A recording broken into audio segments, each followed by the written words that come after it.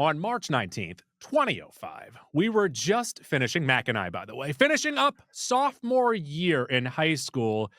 Several significant events occurred on this day. Cory Booker broke the Senate's record for the longest floor speech, and Morgan Stanley was ordered to pay Ron Perelman $1.45 billion. Additionally, NASA's Spirit rover captured a sunset on Mars. Reggie Miller played his final NBA game for the Indiana Pacers, and the work print DVD of the film Invasion of the Body Snatchers was released. According to birthdayjams.com, Holla Back Girl by Gwen Stefani was the #1 song on the charts. This shit R&B is bananas. B-A-N-A-N-A-S.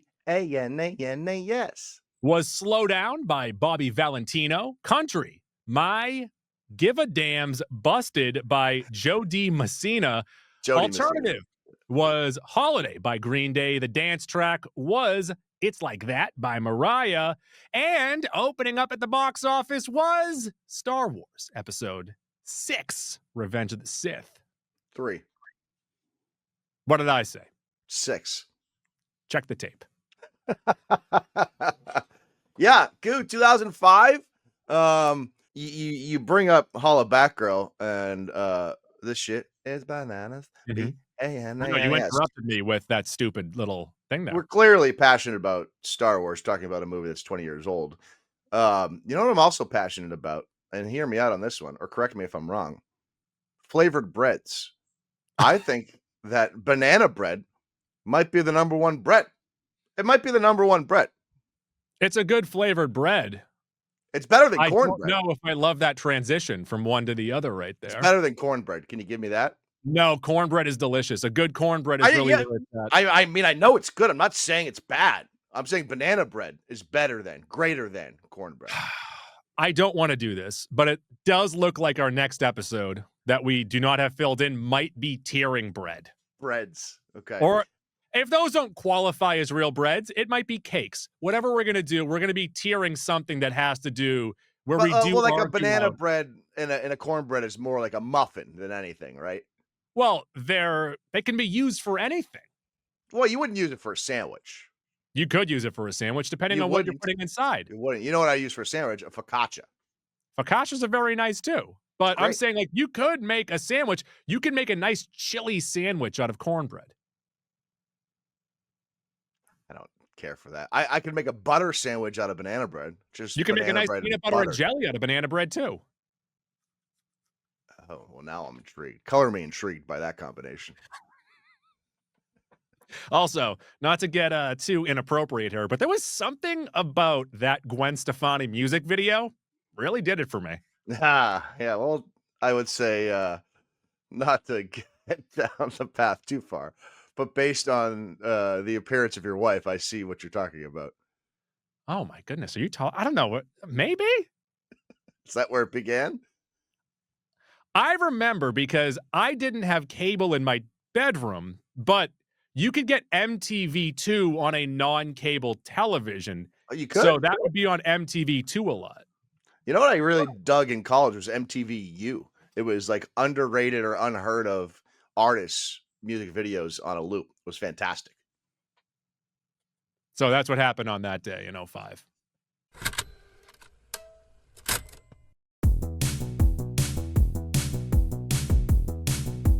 One goo, three, yeah. Goo. Jaws 3. Goo.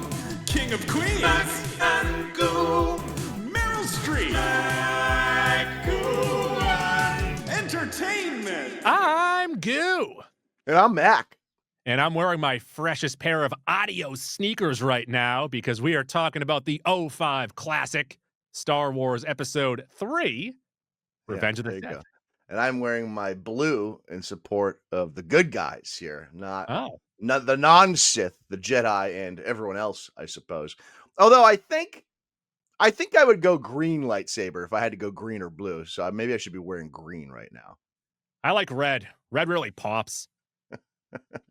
And of course, this prequel series introduced purple lightsabers And then canonically, lightsabers got all over the place. We got yellow, orange. We got all sorts of colors these days. Oh, didn't Samuel L. Jackson demand a lightsaber that no one else had? Yes. Yep. But then it actually worked out perfectly because it's like blue with a tinge of red, therefore becomes purple. So it's someone that's like fringe Jedi, which Mace Windu was. Goo, you know what this movie makes me think of in two different areas is the show The Acolyte that came out, last year? Yeah. Number one, they mentioned Darth Plagueis. Number two, in The Acolyte, we see one of the coolest scenes we've ever seen in Star Wars is someone bleeding the crystal of a lightsaber. And I wish they had introduced that in this movie because that would have been fucking awesome if when Obi-Wan and Anakin go to battle at the climax of this movie, that Anakin had bled his crystal and the blue lightsaber turned red. That would have been amazing. It would have been cool, but was there enough time? Yeah, it would have taken 8 seconds. That sounds like a lot of seconds. They had to spend more time on Annie having himself a sulk. Star Wars E3 Revenge of the Sith, like Goose said, May 19th, 2005. This movie was made on a $113 million budget. It opened to $108 million domestically. In the theaters that weekend when Revenge of the Sith was number one. At number two, Monster-in-Law. That's right, Monster-in-Law, starring Jane Fonda and was that J-Lo in that? I don't remember. That was J-Lo? And then the Will Ferrell underrated comedy, Kicking and Screaming. Mhm. The Oscar Best Picture winning Crash finished fourth that week. And Unleashed, a Jet Li movie, finished fifth. So that brings you back to a You know what's actually crazy is the next week. So this dropped about 50%. And what came out, so it still won, but it just beat out The Longest Yard and the new Madagascar movie that both made over $50 million. What a great weekend. You have 3 movies over $50 million. 3 movies over 50? Has that ever happened? Over 50. I don't know if that's ever happened. I don't even know if that's possible. That's a quite. One of our listeners, Google that and let us know, please. I also might have just made that up. Revenge of the, well, if it dropped only 50%, then it definitely made over 50 million. Oh, maybe the other two are just under 50. I always round up or round around. This movie is rated PG-13. It is an epic tragedy, action, and adventure. So with some real bullshit subgenres here, Goo. Action epic, adventure epic, dark fantasy, fantasy epic, sci-fi epic, space sci-fi.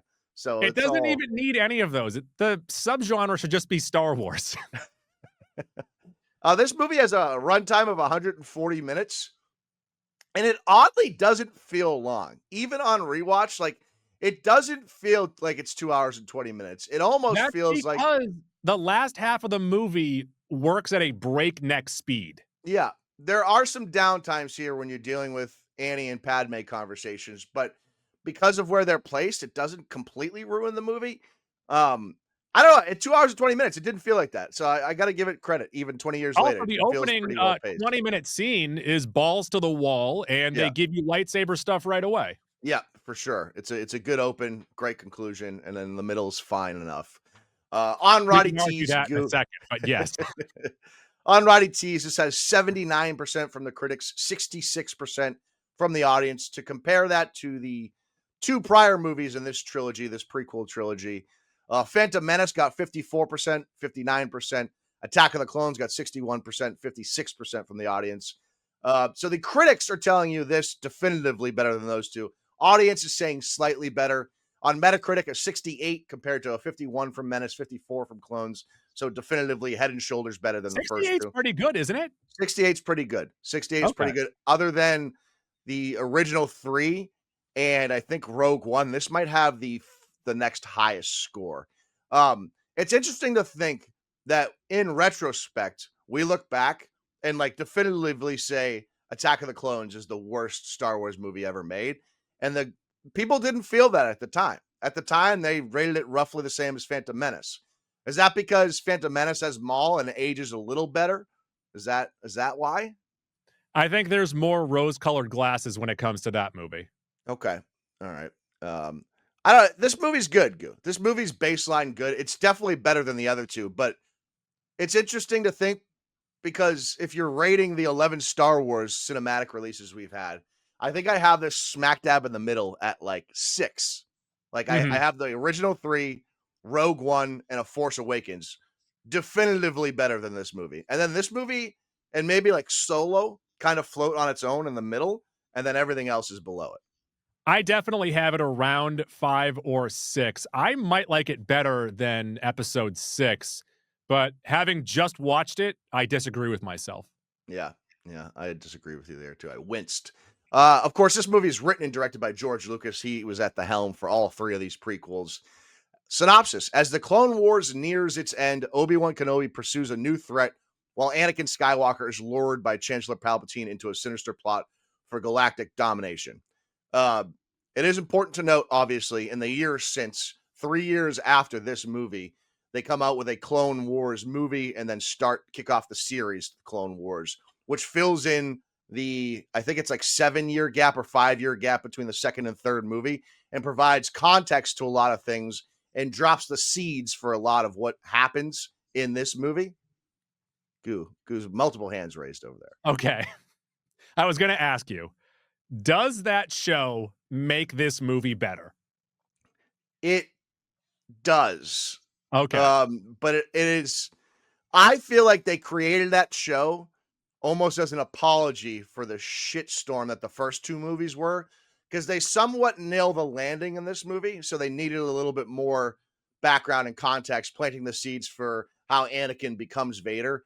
And in that show, what you get some glimpses of in the second and third movies here, is Anakin being different than all the other Jedi, being sort of counter many decisions being made. That's all I wanted. That's really all I wanted from this movie. And I know that Siths work in absolutes. Mm-hmm. Anakin, outside of the decapitation of Dooku, he Dookuka-ticketed his doo-tooth, but I fucked that up real bad. I don't know what you said, but I liked it. I really enjoyed it. Outside of the decapitation of Dooku, he is so absolute Jedi. He is so into everything Jedi, and that's all he wants. Yeah. And then almost on the flip of a switch, he's like, fuck, you know what? I'm Sith. Yeah. Give me a little bit of that in between. I agree. No, I totally agree. And that's really what Clone Wars does, especially in the latter half of the series. It really brings to light how Anakin and Ahsoka really question what the Jedi are doing. Okay, yes, okay. That's all I want, because all this movie does is Annie wants to be a master Jedi, and they keep telling him no. Right. Is he wants a job promotion, and they're saying you're still a smidge too young. Yeah, so that's why I've been telling you for years now. I think I ended up watching Clone Wars, I don't know, 6 or 7 years ago. That desire you have, that want, like Clone Wars is, I think you're really going to like it. There are definitely many skippable episodes, but the best of Clone Wars gets into this stuff. It gets into Ahsoka and Anakin questioning why the Jedi are doing this or that, and really bring to light that there's minute differences between the dark side and the light side. And we see how it plays out with Ahsoka, where she becomes this sort of gray Jedi, and it works out somewhat opposite for Anakin. But that's at the core of what makes the Clone Wars series good, is the 2 main characters are questioning everything they've ever been taught. And the third character there is Obi-Wan, who's still steadfast Jedi, but he sort of sees and understands why those 2 characters are leaning in that direction. So it's a really, really good story in that show. Also, this movie really makes me think that Yoda is an asshole. How do you mean? Explain yourself. Okay, so first off, he tells Anakin that death is just a natural part of life. But then at the end of the movie, he's like, hey, Obi-Wan, hear this. When you die, you can be a Force ghost. What happened to this natural part of life? Yeah, it's the Force ghost stuff almost speaks to like your classic unfinished. It's a spiritual thing, but that kind of gets rid of the natural part of it. Also, when and we'll get into it when we get into like the timeline of the movie, but when he goes to confront Darth Sidious and he walks in the room and he acts like he knew the whole time, bro, you just found out. It was right under your nose. You think you're cool? Yeah. I don't know about that. Although I do like when he walks in and just goes, whoop, and the 2 guards splash. That's what makes you forget a little bit. Yeah. But you need to remember, it's been 3 movies, a span of what, 14 years, 10 years, whatever it is. Right. He's been right there. You didn't know. Mm, Shut the fuck mm. up. Yeah, and that's I know the turn happened so quick for everyone. Like they assign Anakin to Palpatine. Which is just an insane thing. You don't trust him. You have nothing but trust in Obi-Wan Kenobi. You put Obi-Wan Kenobi at the feet of this Chancellor, and Mhm. then Anakin, his strength seems to be side quests. He does an amazing job at side quests. You give him the job that you've been given Obi-Wan. Like, even at the beginning of the movie, Obi-Wan Kenobi's like, fuck it, let these people die. And Anakin's like, no, let's save everybody. And Obi-Wan's like, that's not what our job is. So have him go and sit with the Chancellor and not be brainwashed while Anakin is out there fucking doing a good job. I know there's a time jump between 2 and 3, It's and this the is before hubris of the Jedi. obviously the Clone Wars series. I wish that the end of 2 had come a little later, or you start 3 a little earlier on the timeline, a year or whatever, and give us the seeds that there was doubt and already shit going on with Palpatine, so that the Jedi don't figure it out, and then instantly he's Darth Sidious. You know what I mean? Like it all happens too quick, and I wish there was a little bit more in that regard in this whole trilogy, because the viewer knows from the jump, and it's a little annoying that in the 11th hour that the Jedi figure it out, because they have all sorts of influence and there's people everywhere, and there should have been a few more of them that are like, hey, this Palpatine fella ain't what he's all cracked up to be. Also, once Palpatine turns into a shriveled up ball sack, I'm saying I'm not following you anymore. I feel like I'm going to remain hot if I'm a Jedi. I could turn into this. No, thank you. He does follow him, and then he becomes deformed. Well, the whole promise is he's doing it to save Padme. That's the whole thing. I'm right? picking the side where I can be hot. Speaking of hotness goo, the stars of this movie, Ewan McGregor as The Obi-Wan stars Kenobi. of this war. Natalie Portman as Padme, who exists in this movie only to serve Anakin's story. It's very disappointing. Terrible. She's so good in the first one. She might be the standout of the first movie. I forget what we The said. second one too. Second one too. This is just like she's just a forgotten character who She's is a there. damsel in distress here. She's a Yeah. warrior, a fighter, a badass in the first movie, and then now she's just a damsel in distress, strictly there to serve Anakin's story.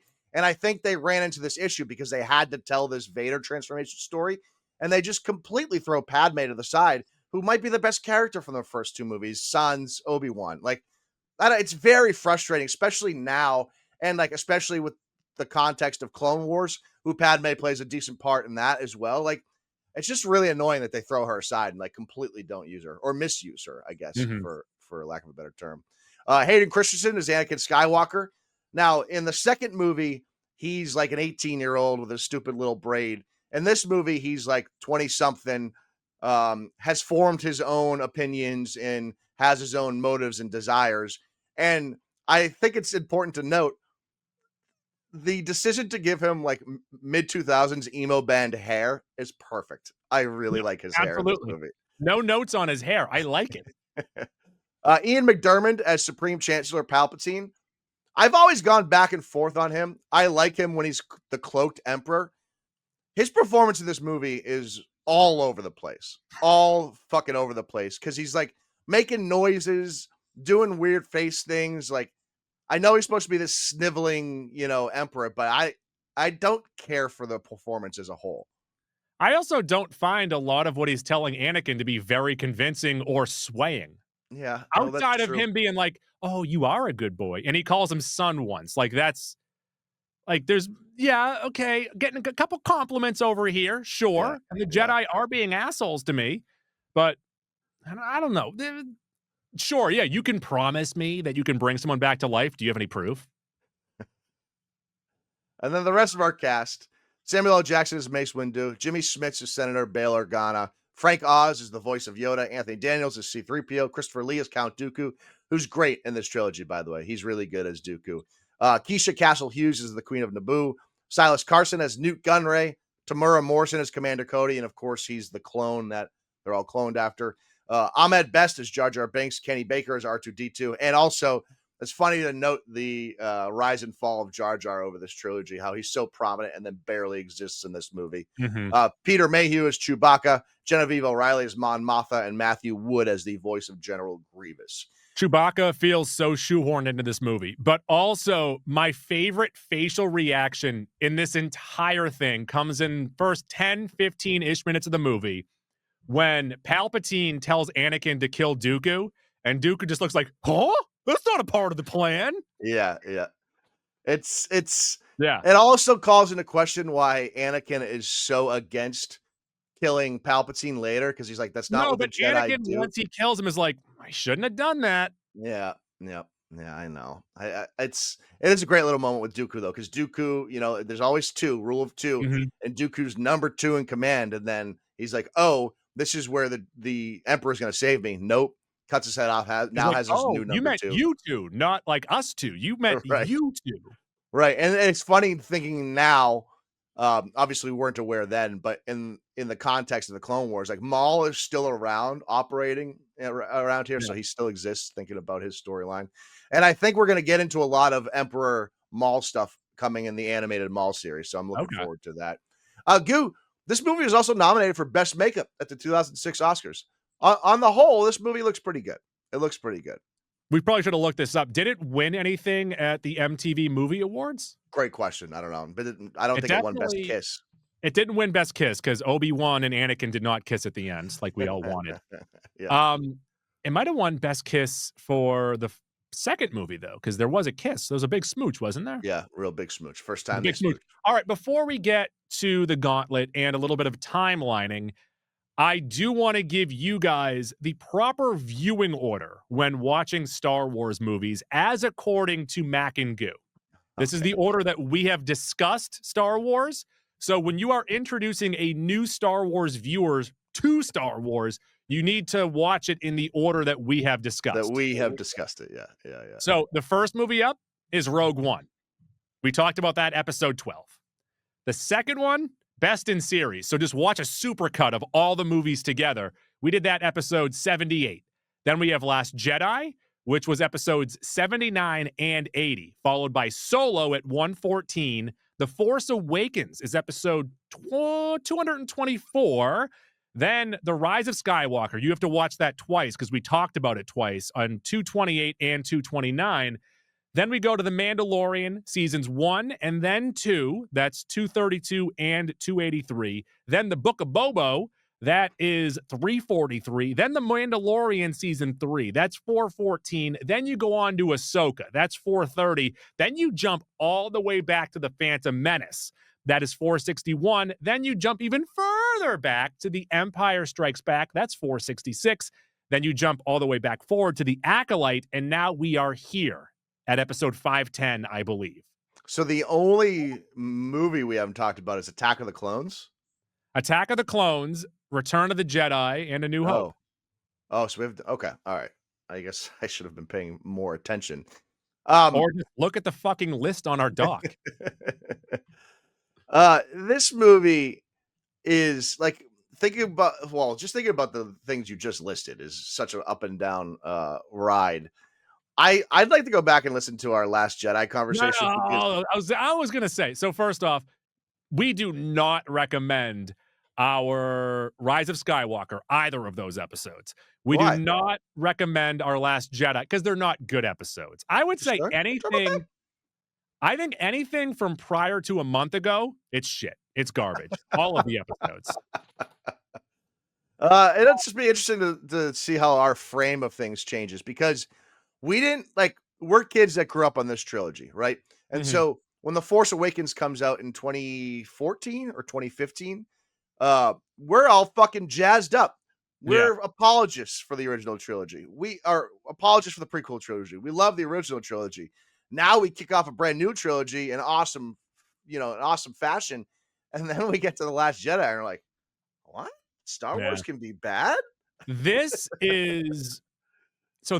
prequel trilogy right now is in a bit of a renaissance where people are now just showing their love for it. Hayden Christensen is the face of Star Wars again. Yeah, like my dad grew up on the original trilogy and really Yeah. fell out of love with Star Wars because of the prequel trilogy. And because we were kids during the prequel trilogy, it didn't turn us off to Star Wars, and it still existed a lot when we were kids. And it's really this most recent trilogy that's kind of turned us off. And it's funny how it's all cyclical. But even though this original trilogy was not good, Yeah. we still going into the next trilogy, and especially after Force Awakens, like didn't even consider the possibility that movie wasn't going to be good. Like it's just funny how your frame changes, how your perspective changes. All right, let's get into the gauntlet here, Mac. Fun factor, there is an hour of this movie that is quite fun. And the The opening la- scene also fun. yeah, the last 45 minutes to hour is much fun, and the first 15 or so minutes is much fun, and then in between that, there is some fun, but it's scattered. Satisfactor, yes, you enjoy the final hour that gives you the visuals of Anakin turning to the dark side.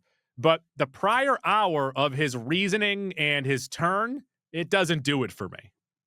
I would also add to that, as satisfying as it is to see the turn, um, it's almost undercut by Padme just dying due to a broken heart. Like, that's so stupid. So You dumb. just had children. You need to take care of them. So fucking stupid. And the best thing is that there's a line in the movie of like, she's perfectly healthy. Yeah. Yeah. We don't know why she's dying. I don't get it. Although there is some people that believe that that Sidious was like behind the scenes making sure that she did die to be that final push to Vader of like you Well, so can't how does he know? Here's my one question from the movie that I fucking think is midichlorians. That's the unanswered. answer. How does he know Anakin's vision and his worry for Padme? You know what I mean? Like, how Anakin does he told him. know? He did? Yeah, they're best friends. Okay. He texted him. He texted him. He shot him a hologram text. Borometer, I don't know if I was bored, but there was a great tweet that came out that said, outside of the opening scene, every scene of this movie opens up with two characters and then 5 minutes or 5 seconds of nothing and then conversation, which is true.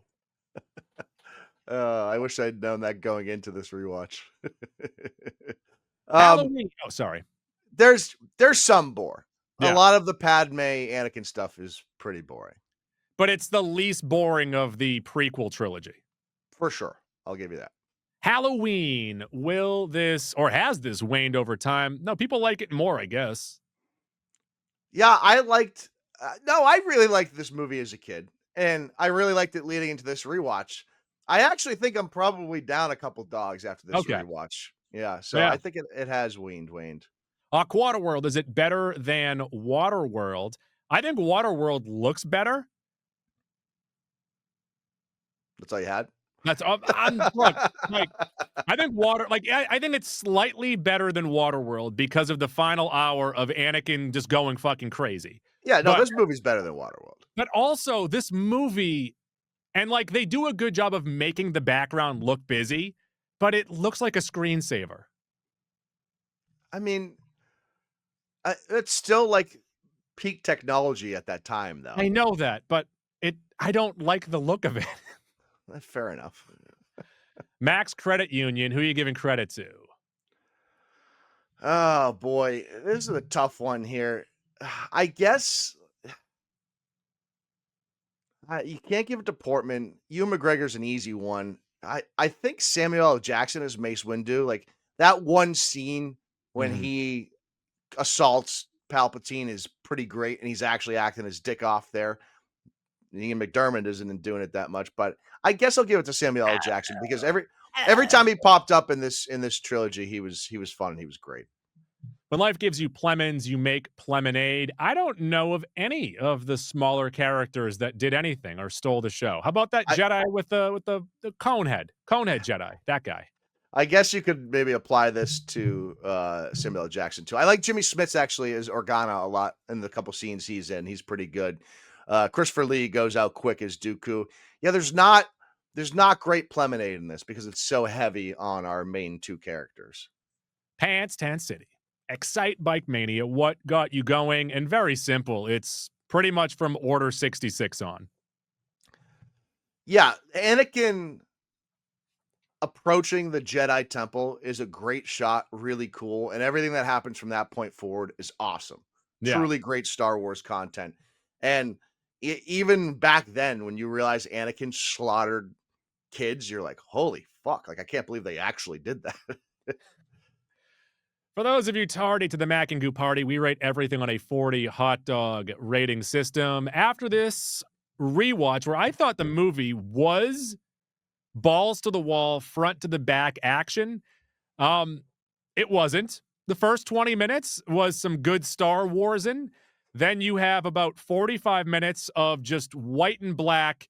These guys are good. These guys are evil. And Anakin is so one way, and then out of nowhere, he is the other way. I really need that fill-in that you told me about with the show. Which show is it? Clone Wars. With Clone Wars, to really see that, like, he's been questioning the Jedi way. It's not just that he wasn't getting a promotion that he then switches teams. Like, Yeah, oh, and so in that show, yeah.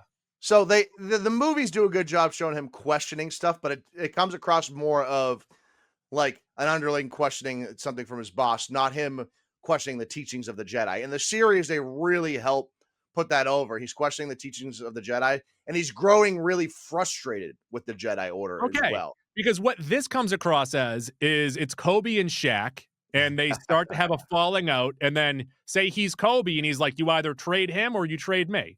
Yeah. It just happens so quick in this movie. It's too quick, and there's not enough explaining of like why he's doing this outside of the very simple, like, oh, I can save your, like, come on. And yeah, like they're being assholes to him, but you're gonna switch everything around because a couple guys are being assholes to you. They're gonna die soon. They're all old. 28 hot dogs. Okay. All right. So contextually for the folks, I would say there are 5 great Star Wars movies. All 3 of the original trilogy. You have A New Hope, Empire Strikes Back, Return of the Jedi, and then separate from those 3, I would say The Force Awakens and Rogue One are great movies in different aspects.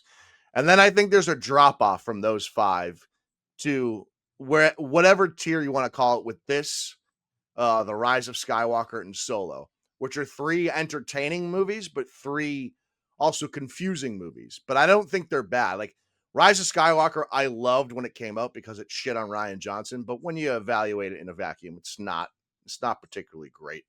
But like to me, those 3 are clearly above Phantom Menace, Last Jedi, and Attack of the Clones. And I think I feel good with these 3 all around, like 30, 31 hot dogs, like maybe 29, 30, 31, 32 at its peak, given the day. I'm not as low as you. I think it's like a perfect C movie, like 75, 30 hot dogs, maybe 31. Yeah. It's a good movie.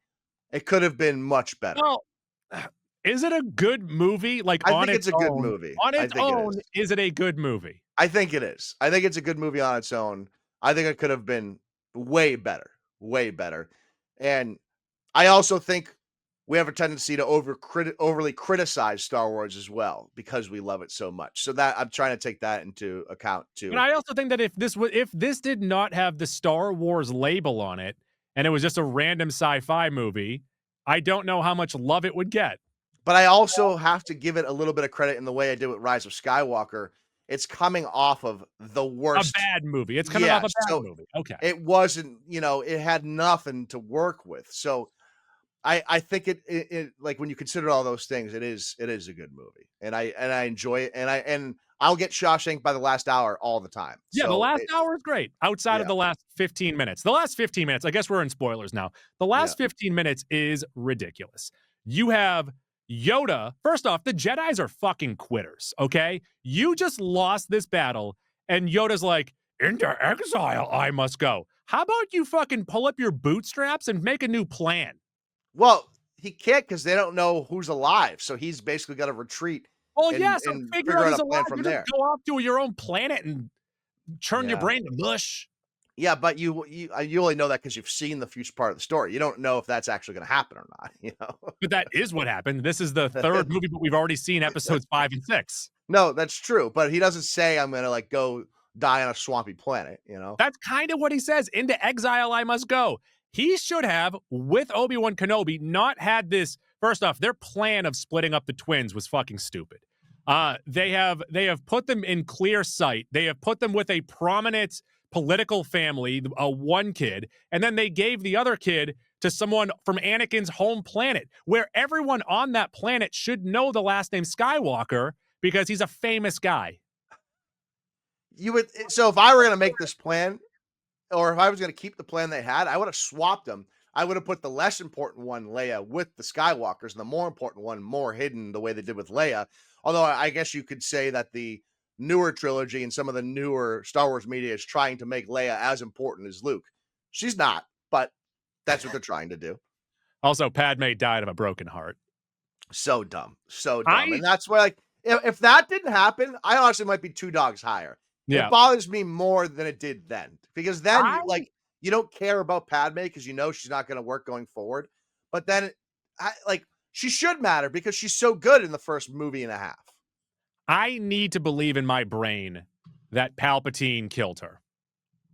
I mean, he's obviously capable of a lot of things, so I'm not saying that's not possible, but what we get on the screen is fucking dumb. Well, like, what if she's asleep and then he becomes Freddy Krueger? Somehow Palpatine has returned. Mm. So the opening scroll, I think, is one of their best, just because it starts with the word war, and you're like, I'm in for something here. Ooh. Oh. We're gone with the sand. We're gone with the sand. It's a nice big bang open, lots of lightsabers, lots of fighting. You have a lightsaber duel to start us off. It's a rematch of the previous lightsaber duel that ended the second movie, and they escape. It's a big escape. Yeah, and it shows you how much Anakin has grown in between the two movies, because in the second movie, Dooku is formidable. In this movie, he's not at all. Even without a hand, even with the Yeah. midichlorians pouring out of his hand, he still has enough to kill him. She's pregnant. Padme's pregnant. Yep, and this leads to, like, the first kind of stupid scene between the two, how she's, like, in the shadows, and he runs over, kisses, hugs her, and he's Yeah. like, "What? You're pregnant?" So then he turns into, like, "I gotta do everything I can to defend the family." But, like, by the end of this movie, he doesn't care about the kids, he just cares about her, and that's weird too. He also chokes her. Yeah, that's true. But she never said she wasn't into Also, that. she finds out and knows that he killed many of youngling. And she's I like, don't know if she knows he kills the she younglings. does say it. She says, oh, and he tells her, I killed younglings. Oh, and she's and like, yeah. yeah. And When she's like, once it's she's already okay. there. We Yeah. can get past this. I don't know if you should. Well, I think she's trying to talk, because I think in that moment she realizes he's gonna die or Obi-Wan's gonna die, and she's trying to prevent that from happening, is how I read that. So you think that she's trying to lure him out of this and then she'll leave him after? Possibly, yes. So I do like how busy Coruscant looks. Like, there's always tons of stuff going on. I know Easter egg wise, the Millennium Falcon is there. The US NASA spaceship flies by at one point. Oh, how about that? That's pretty fun.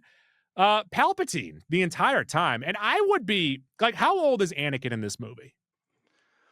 I believe he's what, 10 in the first one, and then 17 in the second one? He's 6 in the first one, then Oh, what, so he's 14 in the second? He's like 16, or yeah, maybe 14 or 16 in the second one, and she's 4 years older or 5 years older, something like that. So I think Because- she's supposed to be 4. I think they're 8 and 14 in the first one, and then 16 and 22 in the second one, maybe? I'm just making sure because it's almost a grooming situation. It is. How It old- is yeah. 100%. Yeah. it Okay. is. Just because, like, but Anakin is above. I don't know how space age works. Maybe Yeah, true. younger is more because Baby Yoda's over. They the have age of different 50. laws there. It's a lot of Different laws. it's a lot of very weird stuff. But he treats him nice. He tells him nice things. He compliments him a lot. When you have the Jedi Council who's constantly like, Anakin, you suck. Yeah. No, it's they do a good job in this movie, at least showing you, like, No, because why it's he too would. it's too black and white. It's I- all too black and white. I agree in general, but they they got to do it in the second act. All they have is the second act to show you that he's flipping towards the dark side, and so they're making it rather obvious as to why. But it's just crazy that they have no trust for Anakin at all. And they keep on like, hey, you got to keep an eye on Anakin around that Palpatine. How about you don't let him by his side? They keep on putting it on Obi-Wan Kenobi. You guys are in charge of everybody. Just put one of the different Jedis with him. I agree, and this is one of the things that they don't really resolve well in the Clone Wars, is because that whole series is talking about how Anakin doesn't really like to listen to anything, so he's like the biggest loose cannon. But he's also like their most powerful, and they already kind of know that. So it's a dangerous combination to put him underneath potentially who you suspect to be the Emperor. And then when he does make that turn, he's like, "I am at your liege, my master." Like, this is really bad. I don't like this dialogue at all. Yeah, and we get the line when they're sitting in that big bubble opera, as you have so poetically put it. Yeah, the big bubble opera. And this is what gets kind of paid off in The Acolyte, but people didn't like that show. Palpatine says, "Did you ever hear of the tragedy of Darth Plagueis the Wise, who presumably is Palpatine's mentor? He was the two when Plagueis was the one." And this is what, and he never outright says it, but he implies it. This is what starts Anakin down that path for sure, thinking about his vision of Padme and saving Padme, because in this conversation, he says Plagueis came up with the power, developed this power to save people. And this is really the seed that gets planted that Anakin really starts to cultivate. And also it's implied in this original trilogy as a whole, because it gets picked up in Phantom Menace, that Anakin is created. He's not created via sexually, but created by the Force, the dark side of the Force. Yeah, this whole midichlorian thing, and Plagueis and Palpatine. And we also get into that in The Acolyte too. I think people gotta appreciate The Acolyte a little bit more. I don't know if we do. It's kind of boring. Yeah, it's not boring. Kashyyyk! Wookiees. Yeah, I like Wookiees. Who doesn't like Wookiees? Yeah, but Yoda saying Chewbacca, thank you. It's like, all right, come on. We don't need Chewbacca there. But I like that we have a little Rocket and Groot thing that Yoda can climb up on Chewbacca's like shoulder. You got a nice lizard chase. That's pretty cool. Where we didn't even mention Grievous. Grievous is pretty cool in this, but from what I've done a little in my research, he's a lot cooler in the animated stuff. He's awesome in the Clone Wars. Awesome. Okay. So in the animated stuff, they deal with Grievous a lot, Dooku a little bit, and then other like bounty hunters and shit like that. Grievous plays a big part in Clone Wars. I also thought one of the funniest lines too is when Grievous is like, "I've been trained in lightsabers by Count Dooku," and then he does something that no human being can do, where he starts rotating like fucking pinwheels. Yeah, I know he has 4 arms. He's like, "I was trained by this man." He's like, "But check this out." No one trained you to do that. That's true. He does have 4 arms, though. That's pretty cool. You also get the line of "so uncivilized." But also prior to that, "Hello there." And it's a great line. One of the best line deliverers in all of Star Wars. Got a couple, 2, 3 nice deaths in this movie, too. Grievous, Dooku, like pretty visually graphic deaths. Yeah, they really, because they kind of hold back in the first 2 movies, or I guess after we lose Neeson's. What the hell is this character? After we lose Qui-Gon, we don't get many deaths, so they finally unleash him here in this movie. The Palpatine lightsaber battle is fucking hilarious. It's so bad.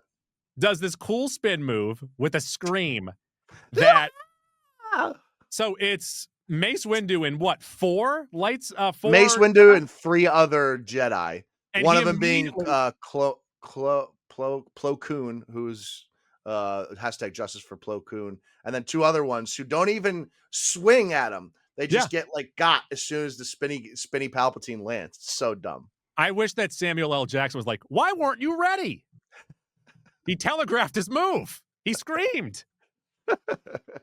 Well, does the Sith scream freeze people? Is that what it does? No, that was just a ridiculous campy thing. I've seen that Palpatine, when it came to Mace Windu, he was just playing with his food. He could have killed Mace Windu almost immediately, but he needed Anakin to see this. That's 100% true. Okay. Like, I think for sure Palpatine is playing possum there. and hopes that Anakin makes the switch he does.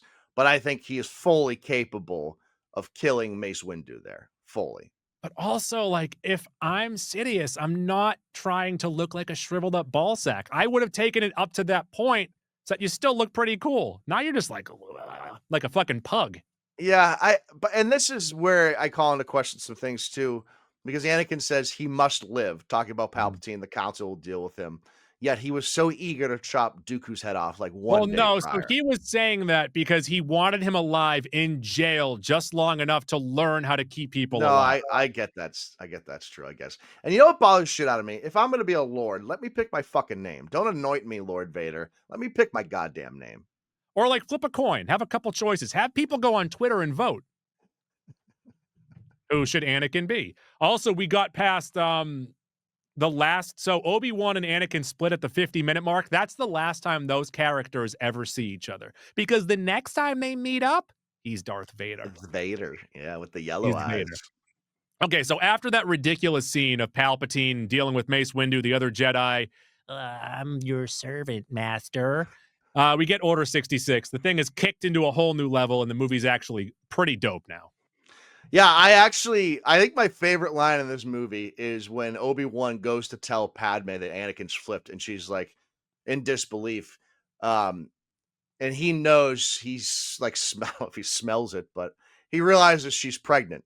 Yeah. And he says, Anakin is the father, isn't he? I'm so sorry. Like the way he delivers it is a great line. And he hops off. So she thinks, but he actually stows away on her ship to go confront Anakin because he knows first place she's gonna go is to Anakin. Right. And so when she gets to Mustafar, that's the pronunciation, correct? Mustafar, yeah. Mustafar. And she's out there and she's like, oh, so this is your new office. You work in hell now? At that point, I'd say, oh, because the comparisons of this is Lucifer. It's, Yeah. He's a fallen angel and now he runs hell. Right. At that point, I'd say, uh-oh. I feel like he's made some moves. And she's actually doing some acting in that scene. Up until then, they don't ask her to do anything, but she's great in that scene. Very, very emotional. Yeah, so the Yodaverse city is, like I said, Yoda acting like he knew all along. Get out of my face with that. That's I think that might be the best Yoda battle that we've seen out of all these movies. I agree, but when we first see him flip around in the second movie, that was hated great. it. I hated it so much. It stunk. Obi-Wan versus Anakin's fucking great. That might be, while I like the heavy feel of the newer lightsaber battles, like they feel like they're heavy swords. Like this is the best choreographed stuff, though.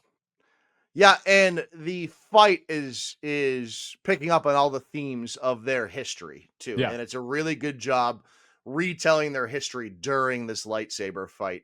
And it's just I really like that by the end when Obi-Wan gets to Mustafar, I think a little bit of him still has faith that Anakin's in there, and that's why he lets Padme have her conversation.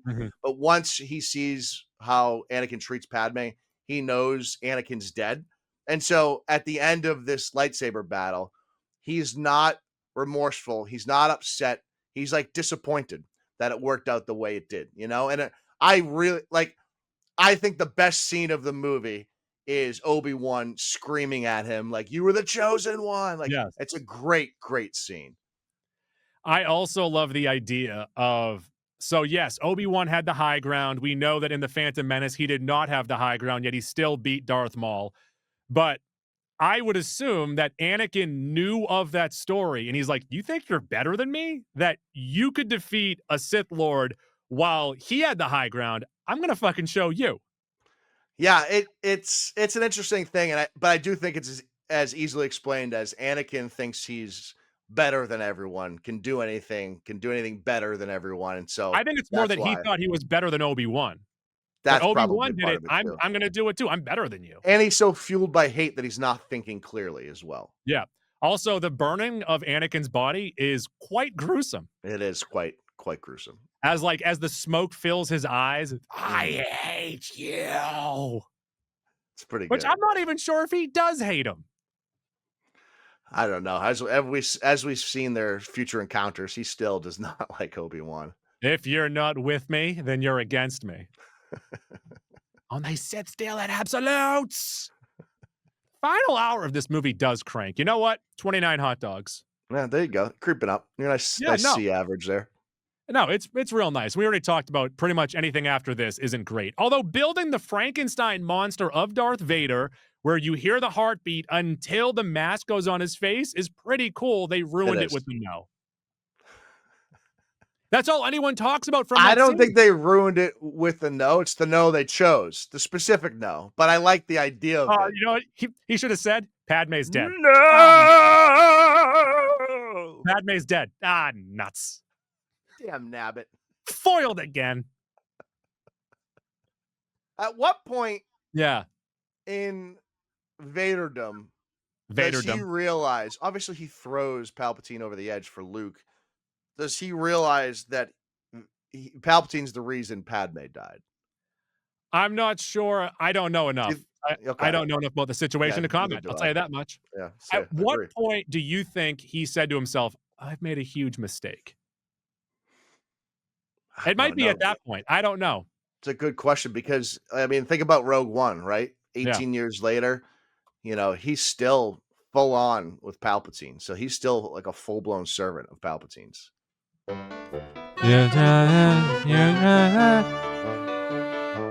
Let's get into Maxac. And Maxac could be anything it could be about. And marketing-wise for this movie, it was not quite the impact that The Phantom Menace had, but it was more than clones. So the first teaser for this movie dropped on November of 2004. The first trailer was in March of 2005. There was tons of Darth Vader merch. It was the first time that Darth Vader was in a movie since 1983. So they went hog wild on that. Hasbro had a field day. There were some cool sets where Anakin goes in, you flip the fire, and then Darth Vader's in there.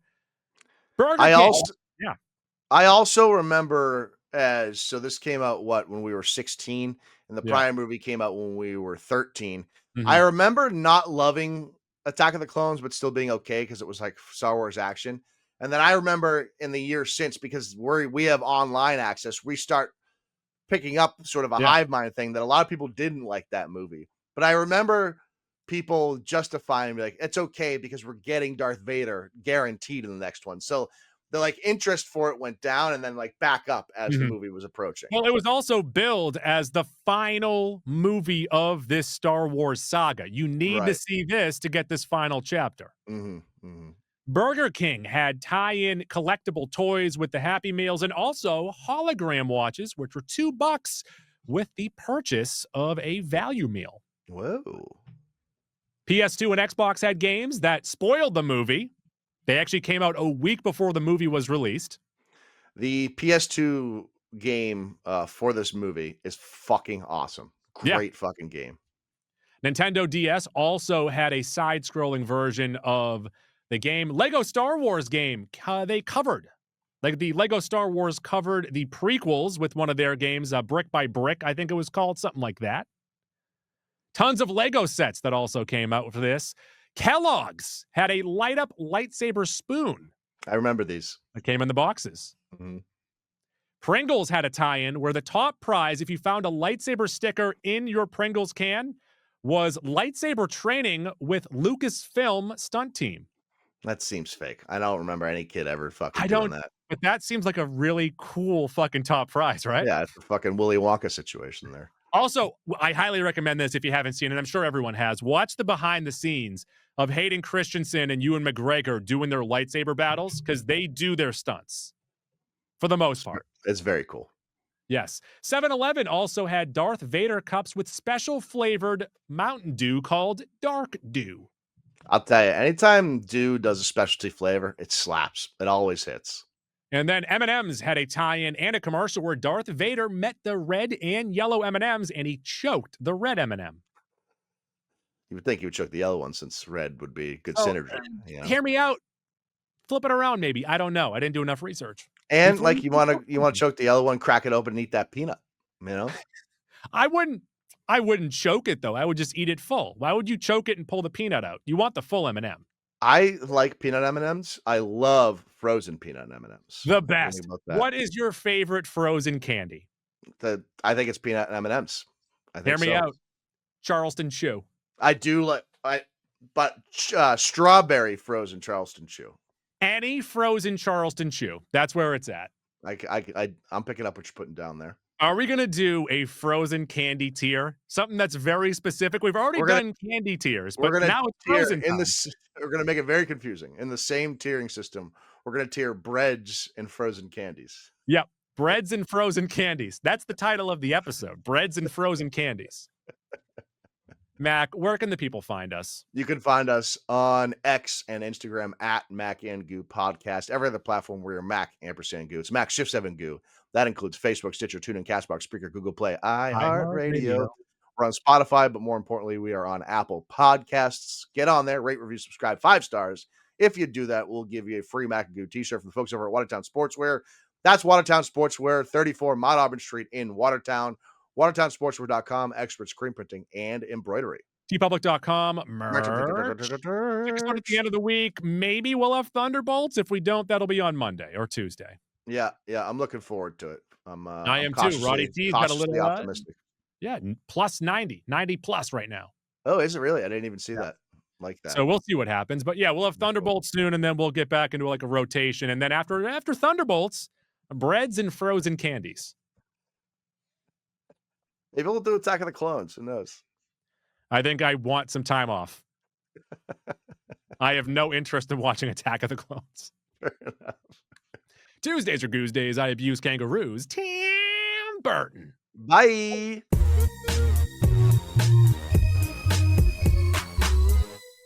Please flip the cassette over to side B to continue the adventure. Now it's time for girls jumping on trampolines.